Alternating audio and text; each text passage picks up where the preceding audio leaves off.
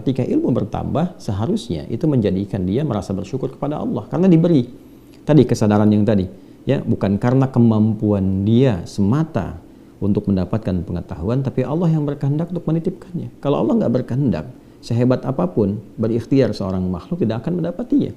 Ya, betapa banyak orang belajar keras luar biasa, ya kan? Tapi Allah nggak berkehendak karena melihat kemaslahatannya bukan pada orang dimaksud. Dia berhak mendapatkan yang lain, ilmu yang lain bukan yang itu. Allah titipkan pada yang lain. Ketika diberikan oleh Allah kepada si fulan, seorang hamba, maka adabnya dia berterima kasih kepada Allah dengan cara bersyukur.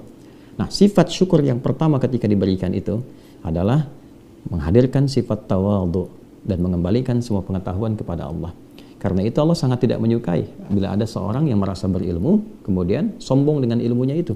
Bahkan tingkat kesombongannya berada di puncak sampai tidak mengenal Allah. Atau mohon maaf, tingkat kesombongan dengan pengetahuan itu sampai menentang Allah. Inna'udzubillahi min dzalik. Ya. Nah, ini mendapatkan satu kecaman yang luar biasa, dan ini penyakit iblis yang pertama. Ketika merasa punya pengetahuan, ya kan? Maka dengan pengetahuan itu dia sombong, aba wastakbar. Nanti ayat 34-nya kita lihat, dia merasa enggan hormat kepada Adam atas perintah Allah karena merasa sombong. Ya, maka Allah haramkan kesombongan itu, ya, apalagi bila itu dilekatkan kepada seseorang yang merasa punya pengetahuan, seperti kasusnya Qarun.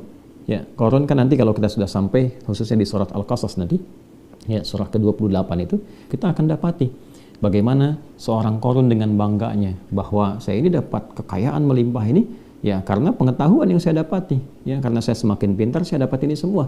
Dan tidak kemudian disertai itu dengan penghambaan kepada Allah Subhanahu wa taala, dengan sifat tawadhu, dengan sifat kemudian menghamba, meningkatkan ibadah.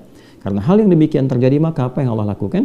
Allah memberikan pelajaran, ya, dengan menghadirkan likuifasi, ditelan semuanya, supaya semua menyadari bahwa seluruh apa yang didapati oleh Qarun itu sejatinya adalah titipan dari Allah Subhanahu wa taala yang harus membangun nilai-nilai ketaatan dan ketakwaan kepada Allah.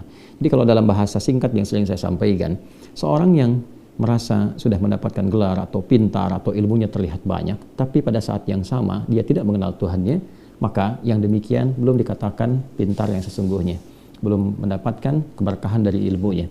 Baik, ya, jadi termasuk para ustadz juga, ya, atau misalnya digelari ustadz, kiai, atau mungkin gelar-gelar keagamaan tertentu, maka semakin dia meningkat ilmunya, semakin tawadhu karena merasakan bahwa semua titipan dari Allah Subhanahu wa taala.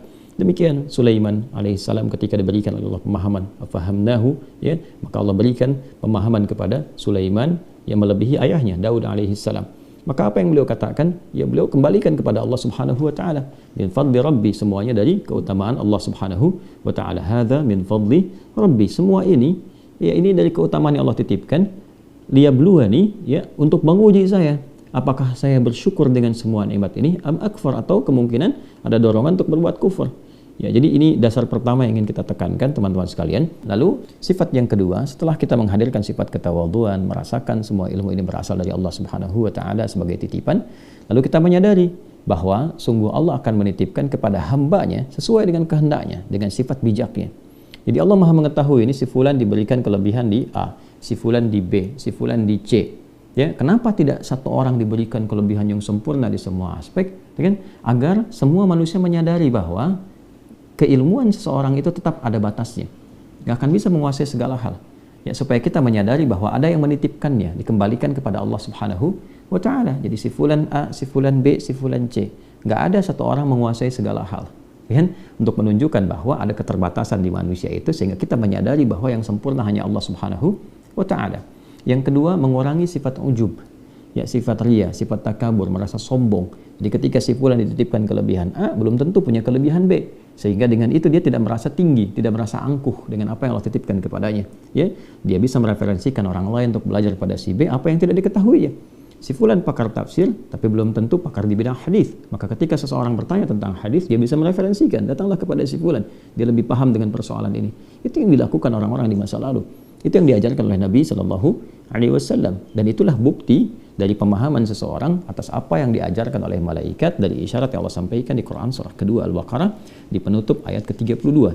Innaka, sungguh engkau ya Allah, antal alim, engkau yang maha mengetahui, pemilik segala pengetahuan, dan berkehendak kepada siapapun ilmu itu engkau titipkan. Al-Hakim, engkau maha bijak memilih seseorang di antara hambamu itu untuk menyampaikan risalah pengetahuan dimaksud.